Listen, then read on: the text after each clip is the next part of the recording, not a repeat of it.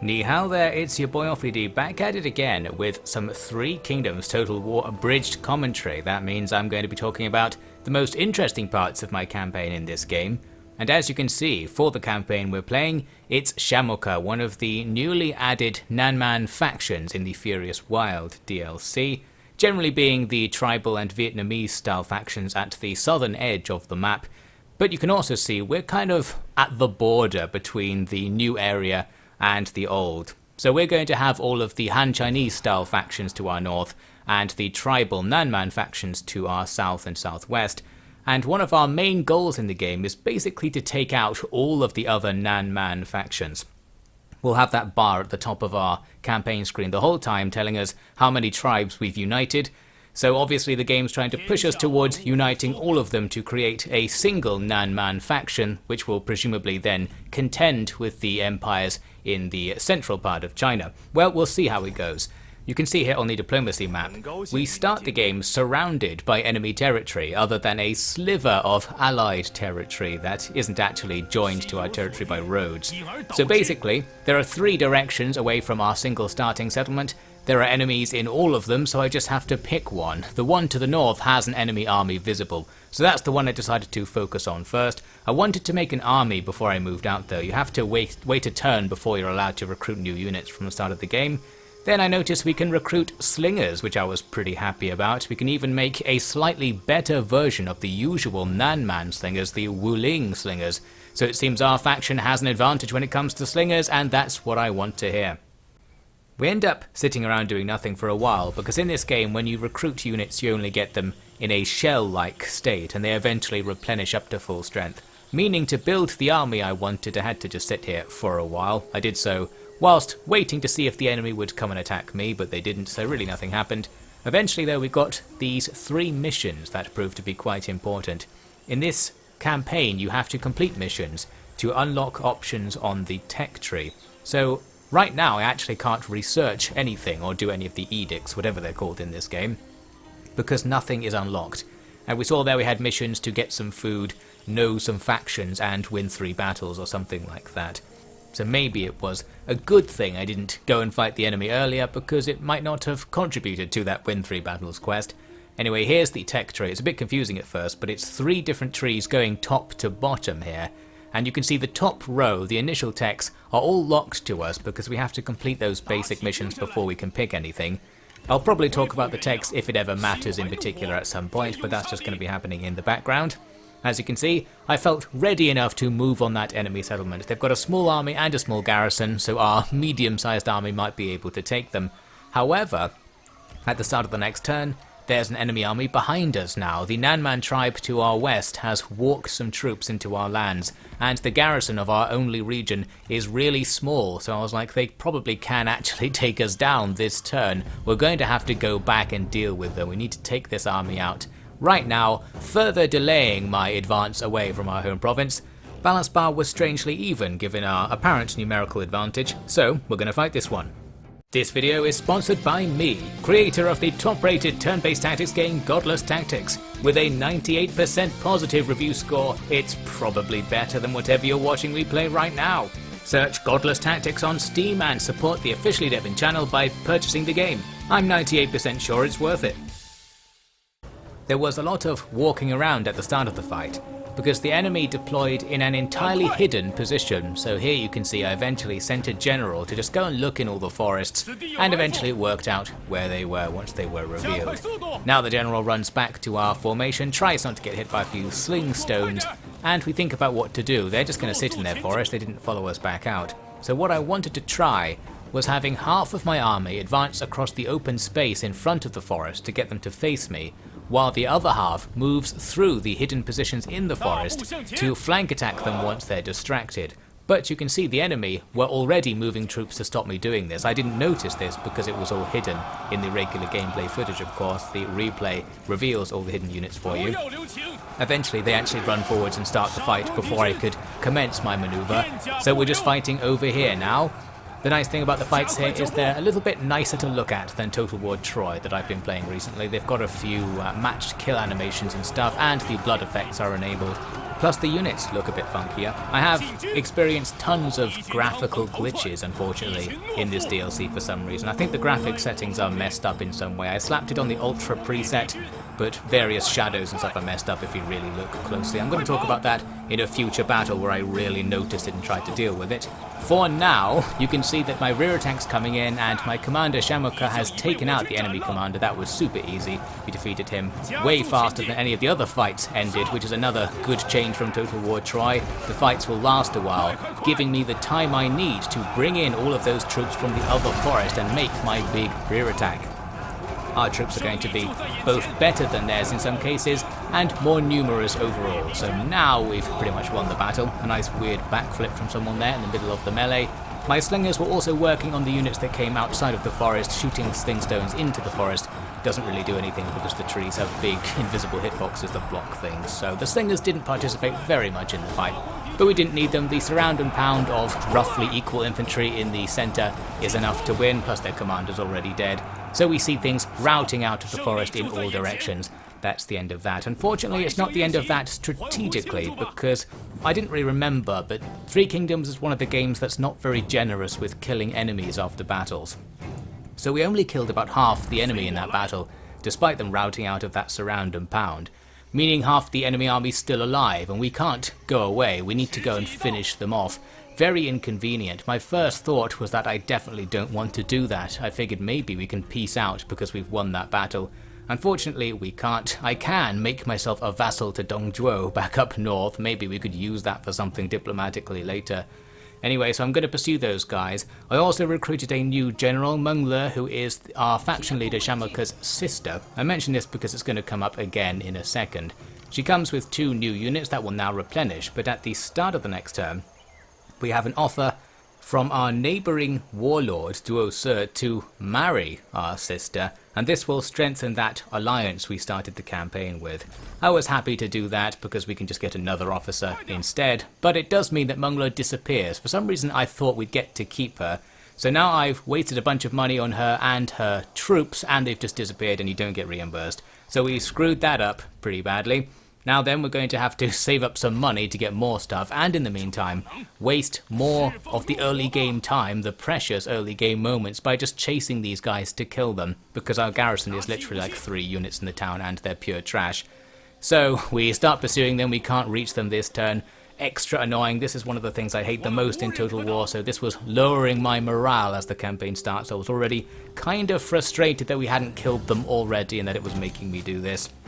So eventually we do catch them in an auto-resolve that is generous enough to kill everything and they can't retreat. And that's that. The problem is now we've walked off into the corner of our territory. It's going to be a couple of turns for us to get back to the border that I wanted to cross. And of course, while I'm away, the enemy army we saw before in that area could show up and also take my territory. So we do want to rush back there rather than going anywhere else because it would double as a defensive move. But just annoying that this is happening. Not an ideal start to the campaign.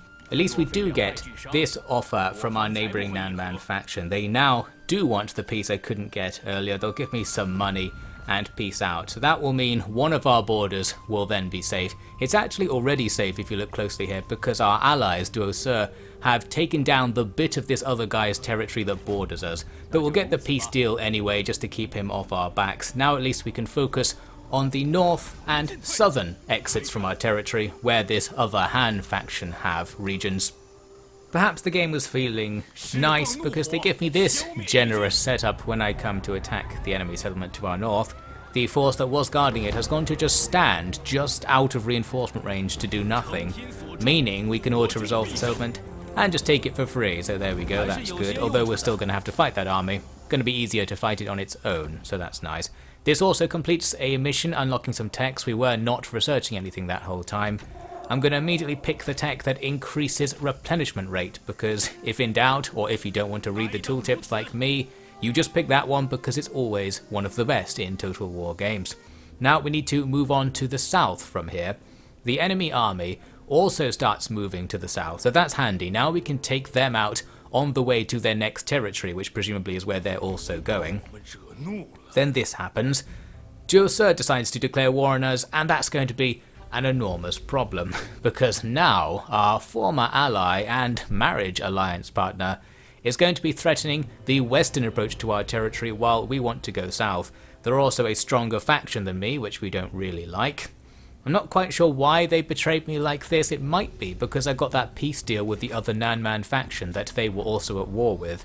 But the diplomatic effect of that shouldn't overcome an alliance. Well, the alliance is gone now, so we're going to have to worry about them coming from the west. But I noticed, looking at the territory, it kind of looks like we can go down, finish off the Han faction, and then move west into Duosur's territory. So I figured we'll just do a big circuit and then move back up to the west of our own territory in a circle and take him out along the way. That's the plan. The other option would be to go around the circuit the other way, but that means we don't guarantee some easy captures of this Han territory. So we start moving. On the way I auto-resolve twice that small army and kill them. This changes their faction name, but it's just the Han faction, don't need to worry about that. But then I learned that I've made the wrong gamble. I should have gone round the circle the other way, as I said, because the enemy were coming around the circle that way. I had hoped that Duosur might be distracted by trying to finish off that other faction out there, and wouldn't attack us. But no, they do bring what appears to be their main force towards our capital. We actually get a mission to take him down. If we can defeat him in battle, we'll get a special elephant for Shamoke to ride on. I've actually already unlocked an elephant, but I didn't give it to him. But that other elephant looks a little bit more special. Anyway, that's all in the future really. It's a bit of a hypothetical argument because bringing him down could be difficult. Firstly, we can't get back there in time. I can get within reinforcement range of the settlement if I use the forced march stance, but that also gives us big debuffs in battle if they chose to attack either us or the settlement. As for the garrison there, only a couple of units, no chance of holding on if we try and just use them. So we need to go back in this direction and just decide, are we going to try and make a stand this turn or next turn? Are we going to give the enemy a chance to take the town and then counterattack, or do I march to be closer to the town and try to hold it this turn? The latter option is what I eventually went with. Let's see what happens. First we get a peace offer from Zheng Minrui. This is the Han faction to the south, and I was like, well, certainly, because that does simplify things strategically. Now it's only the western exit of our valleys that we have hostile relations with, so we can focus the entire campaign in one direction from here on in, and eventually circle back round to finish off those Han guys if we want to. That would complete our starting region, our starting province I should say. But as you can see, this is happening. The enemy don't go for the settlement, they just go for us, and they're also making a night attack. That means the garrison in the town can't help, and it gives us minus 15 morale on all of our units, I believe. And because starting units only have something like 30 to 40 morale, that's a pretty major debuff, on top of the fact everyone is either tired or very tired from being in forced march. So really not an ideal decisive engagement, but it's what we've got. I had something of a plan focused around skirmishing really. I deployed my troops with a clearing in front of them. All of the enemy's slingers and blowpipe troops will have a disadvantage skirmishing with us there because the trees will block their shots but not ours. But there isn't really going to be much skirmishing, so this position is not particularly useful. Instead, we're going to melee fight the enemy. I'm going to let them charge me. I think this is one of the Total War games where you don't really want to countercharge because you get some sort of bonus for standing still when being charged. It varies game to game and I can never remember which games work which way. In this case, looks like I messed it up for that first unit there because they were moving into position before they got charged. But the other ones will just stand there and let the enemy run into them. There's some kind of charge defense thing that reduces the enemy charge bonus. Speaking of reducing stats though, you can see we're being pounded by poison darts and slinger attacks. Both of those things reduce your melee stats, and the poison does damage over time as well. So that's a little bit nasty. Our melee line's going to be in trouble there, on top of the already mentioned debuffs. My play was that I do have some units free to move around, especially on my right flank. They're being slowed down though, because those ranged attacks have a suppressing effect that makes you run slower. I can make something of a rear attack on the enemy's main central blob using my hero. Since he's on a horse, he can quickly nip around there and do this. And if he can make contact with a few units, it will count as a bunch of rear attacks. Meanwhile, our commander Shamoke is going after the enemy commander. We're not actually dueling, this is just regular combat, meaning that nearby units are attacking Shamoke at the same time. He's totally poisoned up by thousands of darts as the fight goes on, but he does do very well in that fight, and we start to see enemy units routing out of the main battle thanks to our General Tsai's kind of tiny rear attack that he's making. The enemy's other two generals, by the way, were effectively distracted. They started fighting with some slingers at the back. I was happy to let that just keep going because they're wasting their potential, really. The enemy faction leader, Duosu, just runs off after being thoroughly thrashed by Shamoke, so that's all good. A lot of the enemy stuff is running away due to skirmishing rather than routing, but their melee troops are in trouble. They are fleeing the field, and you can see here how we're not really capitalizing on this because we can't catch them and take them out as they run. It's actually worse than this. If you saw my recent rants about Total War Troy, they're going to be coming back, but I'm going to save them for the next part. For now, let's pretend the game is functioning and take a look at this battle between the heroes. I brought Shamoke to come over and fight with actually his sister, I believe. Meng Le, the lady we sold off into marriage to them or what have you, is actually fighting on the enemy side. If this was a narrative, I'm sure this entire betrayal is probably her fault in some way. Maybe it was all a conspiracy against me. But for now, we're just going to try and kill her same as any other general. The reason we're losing on the balance bar but appear to be doing well in that main fight, by the way, is because tons of enemy units were distracted chasing this axe unit that is just running off towards the other end of the map. So a lot of the enemy's slingers and blowpipe troops aren't doing that much, giving us the opportunity we needed to take out the enemy's melee line, and by this point in the battle, the melee line's pretty much gone, and the fight's turning into a bit of a running battle as we chase after things that are fast enough to skirmish away from us forever. So units are just going to start running all over the place now. Shamoke has nearly beaten Meng Le, but she annoyingly runs to the edge of the map, and I chased her for ages without realizing that I wasn't catching up. So Shamoke's kind of out of the fight. Meanwhile, our other commander Tsai is now being absolutely annihilated by darts being shot at him from all directions. You might notice the enemy commander Duosu is just back with full health. Don't know what happened. It seemed he somehow came back from routing and restored all of his health back to full. That's pretty annoying, so my chance to get a general snipe appears to have gone out the window. Most of our army is actually routing if you look closely as well, so we're in a pretty bad situation. The night battle is screwing over our morale. So at this stage in the fight I decided to call back everything that was chasing enemy units away and just reform back near our original position for another bit of pitched battling. The enemy come up and form up in front of us to use their blowpipes on us. The blowpipes have much longer range than I presumed they would. I kind of thought they'd be point blank range only. So we can't really win a ranged battle with our slingers against them very easily. What we can do is run at them. Sending a single hero out is enough to make the enemy start skirmishing away, and our heroes are also the only units we have that can keep up with the enemy's skirmishing, so we can gradually damage the enemy as they move and actually win over time. All of our melee infantry here, that's just going to be hopeless. The enemy will just shoot us as we chase them and our units will die. But because the enemy are in skirmish mode, having Shamoke here be near them is keeping the enemy moving around, so we can use that to stop the enemy shooting us too much and very slowly kill them as well if we corral them effectively. In this case I'm not focusing on killing, I'm focusing on routing because we need to win this battle. We're still on the verge of being taken out. But things start to go well from here because forcing the enemy to skirmish away constantly does mean that it's only ever us damaging them, so over time things gradually start to move in our favour.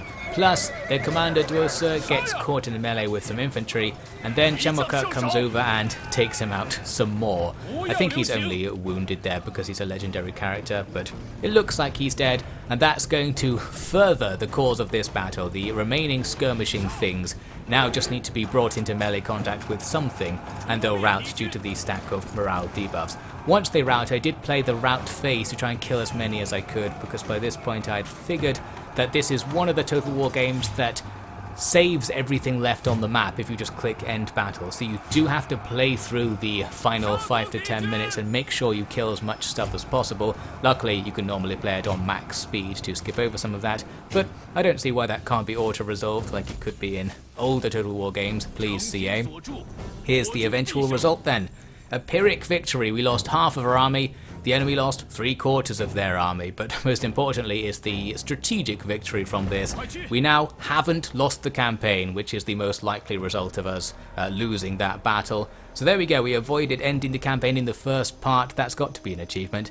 And then some interesting strategic changes happen afterwards. We saw there that Meng Huo, who is one of the other Nanman warlords, declared war on Duosi, and then Duosi's faction disappeared. That's because the other Nanman faction, whose name I haven't bothered to learn yet, somehow managed to confederate them. I'm guessing because they temporarily had no troops after that battle, so the AI thought they were weak and decided to give all of their territory to the smaller faction. Not quite sure what happened, but the result is we're now at peace. We were only at war with Duosi after all of that, and he's now gone, so we're not at war in any direction. How far we've come from the start of the campaign in everything except game progress.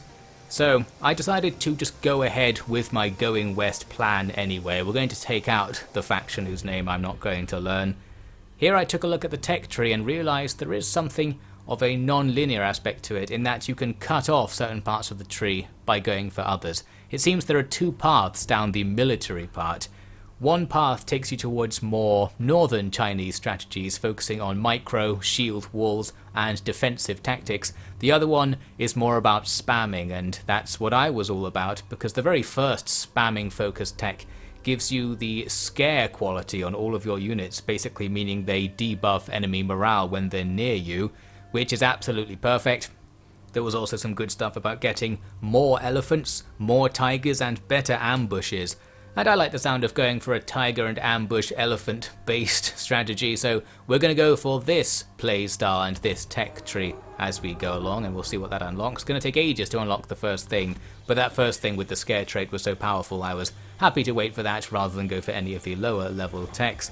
So yes, now we want to stand around, grab some troops and get ready for our new war as we push west. Interestingly though, they actually just randomly declared war on us before the peace treaty I had with them expired. So fine, the war suddenly starts before I thought I was ready, but at this stage I've got no income space left, so I actually can't make my army much bigger.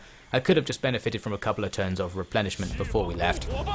Still, since they declared war on me out of the blue, their capital, that I was only one turn away from, was undefended, so we just swoop in and take it. I guess they can just have their capital in the territory they confederated instead, but still a symbolic move. That's that then. We unlock one of these prestige upgrades, which gives me some sort of passive buffs in the background that I didn't check. I'm also going to build here a conscription building to increase replenishment rate, because we need to get our troops together as soon as possible to take on what is now a bigger faction than ours. It's going to get a little bit worse than that though, as you'll see. First, I moved over and set an ambush on the road near the next army we could see, because if that army comes out of the settlement and dies in the ambush, we can probably take the settlement. A standard good setup, but things go a bit differently. We get declared war upon by Meng Huo, the big warlord nearby. That's a bit of an issue, but we didn't actually border him, so I wasn't too worried about that, until I spotted first he had an army moving in the region I was about to attack, and then he has confederated the faction I was about to attack. So what appears to have happened is the defences in front of me have been severely increased, and we're now at war with other stuff on the other side of it. And the faction that was just made through Confederation has just been made even bigger through Confederation. It's now Meng Huo that we're fighting, so we have to fight Duosi's territory and Meng Huo's territory at the same time, meaning we're going to be at a severe economic disadvantage. Plus, this other faction's army that was just confederated in is still here, so he has this extra army recruited for free effectively. And we're going to have to fight through them to take that territory. It's also doubled in size since we saw it earlier. Not sure if that was an effect of the Confederation somehow, but bit of a problem. You can see I went for another ambush plan because that's still our best bet. We just need them to come out of the town, even if they just walk off because they don't know where we are, and then we'll go for the town. What actually happens though is Meng Huo's main force marches itself over towards us, probably going to invade us, and does get ambushed, so that's nice. The thing is, that army's pretty good, and there's no advantage to beating it in this situation. You can see my first instinct was to go for the withdraw button. It took me a while to decide to do this, but I did withdraw in the end.